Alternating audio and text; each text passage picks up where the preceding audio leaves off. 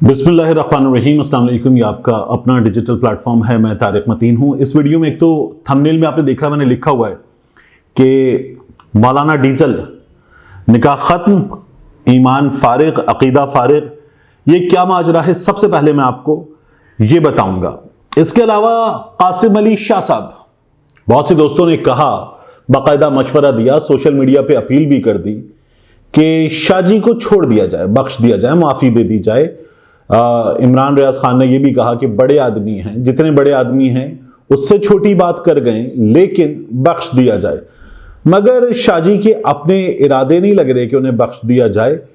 क्यों, यह भी मैं अभी आपको बताता हूं। पिक्चर अभी बाकी है। शाह जी ने जो कहा था, मोटिवेशनल स्पीकर, और उसके बाद तमाम मोटिवेशंस में एक रिलीजियस सेंट्रिक एलिमेंट, जिसमें वो अल्लाह और रसूल सल्लल्लाहु अलैहि वसल्लम उनकी बातें करते हुए मोटिवेशन देते हैं, उससे कितने मुतजाद हैं शाह जी, कितना ज्यादा तजाद है, ये भी अभी मैं आपके सामने रखूंगा। और इमरान खान साहब ने एक रेस्क्यू प्लान तरतीब दिया है इस मुआशी बहरान में, इसकी भी बात करेंगे। सबसे पहले मैं आपको बताऊं, ये एक अदद फतवा है, ये सामने आया है।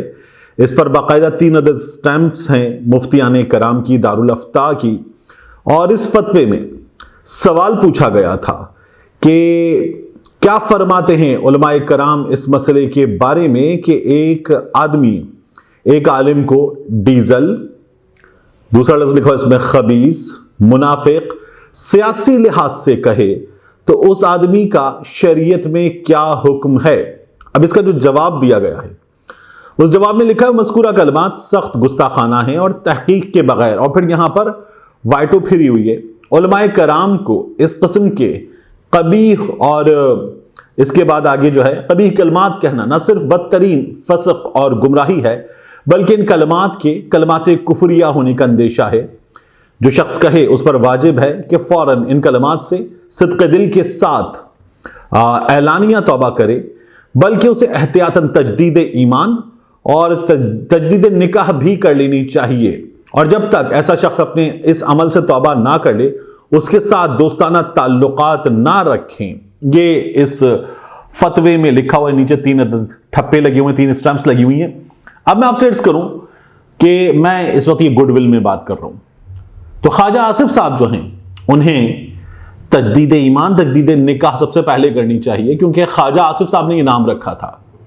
मौलाना डीजल, ख्वाजा आसिफ साहब ने उनका नाम रखा था, और मौलाना डीजल नहीं कहना चाहिए, इस फतवे में लिखा हुआ है। इस फतवे में लिखा हुआ है कि मौलाना डीजल कहना कलमात कुफरिया में है। इस फतवे में लिखा हुआ है कि मौलाना डीजल कहने से जो तजदीद निकाह है वो भी कर लेनी चाहिए अगर आपने कहा है, और मौलाना डीजल कहा है तो तजदीद ईमानी भी कर लेनी चाहिए मौलाना डीजल कहने वाले को। जो मौलाना डीजल कहे उससे दोस्ती और उससे ताल्लुकात ये भी नहीं रखने चाहिए, क्योंकि मौलाना डीजल दारुल अफ्ता के इस फतवे के मुताबिक नहीं कहना चाहिए। तो मौलाना डीजल नामुनासिब अल्फाज हैं, ये एक फतवे के मुताबिक है।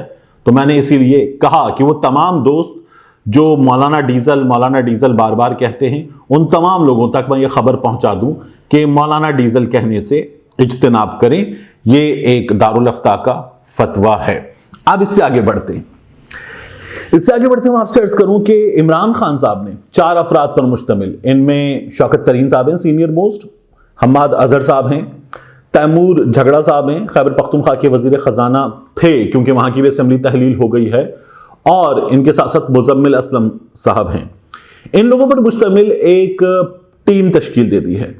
ये जो टीम है, ये मुआशी बहरान के हवाले से एक हिकमत अमली मुरतब करेगी, और ये टीम मुआशी बहरान के हवाले से हिकमत अमली मुरतब करने के बाद इमरान खान साहब को देगी। इमरान खान साहब उसे, क्योंकि अब इलेक्शन हमें नजर आ रहा है कि इलेक्शन होने जा रहा है, तो उस इलेक्शन में इमरान खान साहब अपने मैनिफेस्टो में शामिल करके बताएंगे कि अब यहां से किस तरह से निकलना मुमकिन है। देखिए, इमरान खान साहब की हुकूमत आने के बाद बहुत सारे फाइनेंशियल मेजर्स लिए गए, और उनमें ये जो सब्सिडीज कल्चर है, जो हमारे यहां मुस्लिम लीग नून का, पीपल्स पार्टी का, इन लोगों का पैदा करदा कल्चर है, डबल नुकसान है। एक तो इन लोगों ने महंगे तरीन पावर प्लांट्स लगाए फ्यूल पर चलने वाले, और फिर उसके बाद सब्सिडीज का कल्चर शुरू कर दिया। कौमी खजाने पर यह बोझ डालो, वो सब्सिडी दे और लोगों को सब्सिडी मिले, और उसके बाद जो है वो कौमी खजाने से ये पे होता रहे। अब कौमी खजाने में पैसे हों, आपकी टैक्स कलेक्शन इतनी भरपूर हो कि आप ये सब्सिडीज दे सकें, वंडरफुल, लेकिन टैक्स नेट भी नहीं बढ़ाना, पैसे भी नहीं बढ़ाने, और ये काम करना है। आसान तरीन मिसाल इसकी समझ लीजिए, बिल्कुल आसान सादा लफ्जों में। आपकी तनख्वाह फर्ज कर लीजिए 40,000 रुपए, और आपने अपनी माली मुश्किलात को देखते हुए फैसला किया कि आप बैंक से, कोई भी XYZ बैंक है, उससे आप कर्जा लेंगे 2 लाख रुपए, और आपने ये प्लान किया कि ये जो 2 लाख रुपए का कर्जा है या अगले 2 बरस में बैंक को वापस करेंगे। तो बैंक इसको अप्रूव करते हुए आपसे क्या करेगा? बैंक एक नुमाइंदा घर भेजेगा, और नुमाइंदा घर भेज के बैंक पूछेगा, जनाब मिस्टर जमील फर्ज कर लीजिए, बताइए कि आपकी इनकम क्या है। अब आप बताएंगे 40,000 रुपए, बैंक पूछेगा घर, आप बताएंगे किराए का है, तो बैंक कहेगा चलिए किराया लिखवाइए, आप किराया लिखवाएंगे। उसके बाद बैंक मजीद आपसे पूछेगा कि बच्चे कौन से स्कूल में जाते हैं, आप बताएंगे फलाने प्राइवेट स्कूल में। बैंक उसके बाद आपसे कुछ दीगर खर्चे पूछेगा, आपके घर के अफराद की तादाद पूछेगा, बीमार वगैरह कितने हैं, मेडिकल इंश्योरेंस है कि नहीं है। ये तमाम चीजें पूछने के बाद बैंक आपको बताएगा कि अब आपके खर्चे इतने हैं, आपकी इनकम इतनी है, सिर्फ आपके पास मार्जिन जरा सा है, तो आप हमारी किस्त नहीं दे सकते। तो इसलिए अब आप जो कॉस्ट कटिंग है वो करनी होगी आपको। यहां से निकलिए इस इलाके से और अगले इलाके में जाइए जहां सस्ता घर किराए पे मिलेगा आपको, तो वहां शिफ्ट हो जाइए। उसके बाद बच्चों को इस स्कूल से निकालिए, और इस स्कूल से निकालने के बाद आप बच्चों को सरकारी स्कूल में डाल दीजिए, जहां पर आपकी जो तालीमी खर्चात हैं वो बराए नाम रह जाएंगे। और आपके घर में ये जो फला चीजें ग्रोसरी में अगर आ रही हैं तो इनको कट डाउन कीजिए, ये भी बहुत ज्यादा है, और अपना बिजली का बिल भी इतना कम कर लें। तो फिर उसके बाद अपनी इतनी तनख्वाह में, इतने खर्चों में शायद आप इस काबिल हो पाएंगे कि हमें हमारे कर्जे की किस्त वापस कर सके। बैंक आपको पहले बताएगा करना क्या है। यही IMF हमारे साथ करता है। जब हम IMF से पैसे लेते हैं तो IMF हमें बताता है, अच्छा इतने ले रहे हो, वापस कैसे करोगे? तो फिर IMF कहता है, अच्छा ये भी कर लो, ये भी कर लो, सब्सिडीज भी कट करो, टैक्सेस भी लगाओ, हमें हमारे पैसे वापस चाहिए। इस बात को यकीनी बनाओ कि तुम्हारे पास एक रोड मैप, एक प्लान हो कि तुम हमारे पैसे वापस करोगे, तब देंगे, वरना क्यों दें पैसे हम तुम्हें। हमें अपने पैसे का तहफ्फुज यकीनी बनाना है। ये सीधी बात करेंगे वो आपसे, नो बकवास। यही काम होने जाता है। तो इमरान खान साहब ने इस कल्चर को डिस्करेज किया था, हमारे यहां बड़ी आवाजें उठी। अब ये जो इससे पहले मुसलसल हुक्मरान थे, ये करते ना कुछ। यानी हमारे यहां डैम्स पर काम हुआ जिससे सस्ती बिजली बने, तो वो इमरान खान की हुकूमत ने किया है। हमारे यहां गरीब के लिए रोजी रोटी का बंदोबस्त, कुछ फैक्ट्रीज को इंसेंटिव देके कि वो लोगों के रोजगार के लिए कुछ कर सके, इमरान खान ने किया है। और इसके साथ साथ ये लंगर खाने और कोई भूखा ना सोए प्रोग्राम, ये भी इमरान खान की हुकूमत चला रही थी, जिनसे बड़ा फायदा हो रहा था। मगर इस हुकूमत ने आती तबाही फेरी और ऐसी की तैसी करके रख दी है। फैक्ट्रियां, कारखाने बंद हुए हैं, लोग बेरोजगार हुए हैं। तो जो लोग बेरोजगार हुए हैं वो डेफिनेटली चीखें मार रहे हैं। ये ऐसे खत्म नहीं होता है। तो इमरान खान साहब ने एक तो ये बात की, दूसरा इमरान खान साहब ने BBC को इंटरव्यू दिया है, और BBC को इंटरव्यू देते हैं इमरान खान साहब ने एक साफ बात की है। ये तो सबको नजर आ रहा है कि इलेक्शन होने जा रहे हैं।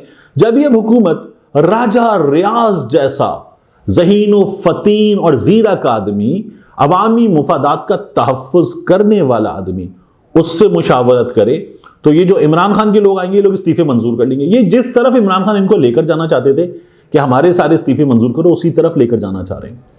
तो जब ये सब कुछ हो जाएगा तो फिर काम कैसे चलेगा? इमरान खान कह रहे हैं कि अप्रैल में उन्हें इंतखाबात नजर आ रहे हैं। अब किसी भी शख्स को अप्रैल में इंतखाबात नजर आएंगे। मैंने पिछली वीडियो आपको बताया था कि वर्ल्ड बैंक ने भी कह दिया कि अभी पैसे आपको नहीं दे सकते। अब अगर ये वाले हालात हैं तो इन हालात में काम कैसे चलेगा? तो ये सिचुएशन है। इस सिचुएशन में इमरान खान साहब से पूछा गया कि आपके एस्टैब्लिशमेंट से कुछ ताल्लुकात हैं। इमरान खान ने कहा हमारा एस्टैब्लिशमेंट से वर्किंग रिलेशनशिप और any other kind of relationship, there is no relationship at the moment. और इमरान खान साहब ने फिर बाजवा साहब के बारे में बात की, जो शहबाज शरीफ की हुकूमत लाने के लिए कार्रवाई दिखाई गई थी, बंदे तोड़े गए थे, 20-25 करोड़ रुपए फी बंदा दिया गया था। उसके मौके पर क्या हुआ कि जनरल बाजवा ने इनकी मदद की। इमरान खान साहब ने एक बार फिर BBC को यह बात बताई है। अब वो मरियम नवाज शरीफ साहब आ रही है, मैंने पिछली वीडियो में आपको बताया था, अभी जंग अखबार में भी खबर आ चुकी, नासिर भट्ट ने भी बता दिया। नासिर भट्ट ने 5 की तस्वीर लगा के, जनरल बाजवा की, जनरल फैज की, इमरान खान की, इनके साथ साकिब निसार की और जस्टिस खोसा की, सबकी तस्वीरें लगा के नासिर भट्ट ने भी सवाल पूछ लिया इन चारों के बारे में, इन 5 के बारे में आप क्या कहते हैं। तो ये काउंटर प्रोडक्टिव होगा, क्योंकि नून लीग ने इन लोगों से फवायद लिए हैं, बाकायदा अच्छे खासे फवायद लिए हैं। अब आप बैठ के इन लोगों के लिए अगर बैशिंग करना चाहेंगे तो ये काउंटर प्रोडक्टिव होगा। नून लीग 90 की दहाई से बाहर नहीं निकल रही, इन्हें नुकसान होगा इसका, लेकिन खैर समझने को तैयार नहीं है। अब मैं आपसे अर्ज करूं कासिम अली शाह साहब का मामला, कासिम अली शाह साहब की पिक्चर जो है वह अभी बाकी है। जैसी ट्रोलिंग शुरू हुई कासिम अली शाह साहब की, तो उन्होंने फौरी तौर पर 2 से 3 इंटरव्यूज फड़काए और फड़का के कहा कि नहीं जी, इमरान खान तो मेरा भी लीडर है, मैंने तो पहले भी वोट दी था, आइंदा भी वोट दूंगा। लेकिन वो ट्रोलिंग बच्चों ने ऐसी की और टिका के की, और इनको लगता है कोई पेड ट्रोल ब्रिगेड है। ये जियो के लोगों को भी लगता है, सहाफियों को, जनरल बाजवा को भी यही लगता था।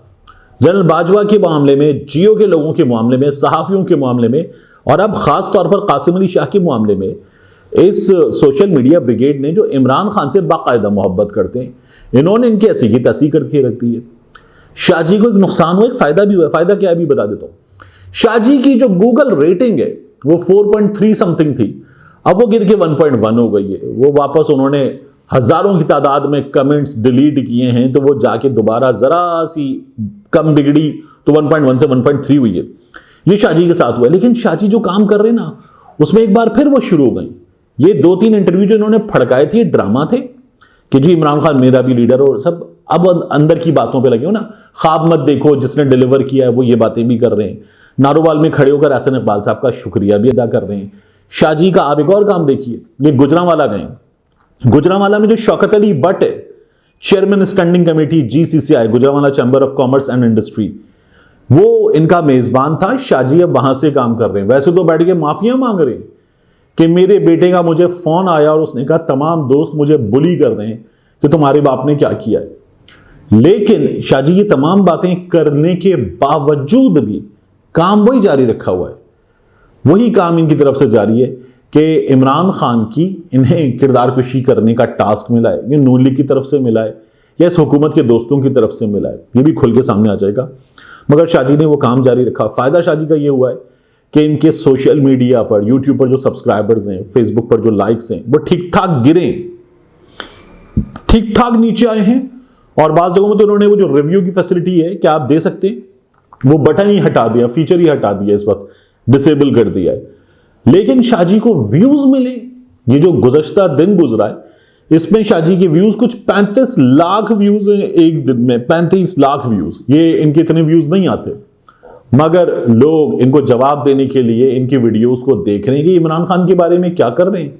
तो शाह जी को इसका माली फायदा भी हो रहा है। बहुत से लोगों ने दरखास्त की कि शाह जी को बख्श दें, लेकिन शाह जी की अपनी हरकतें वो नहीं है कि इनको बख्शा जाए। लोग इस तरह से नहीं छोड़ेंगे।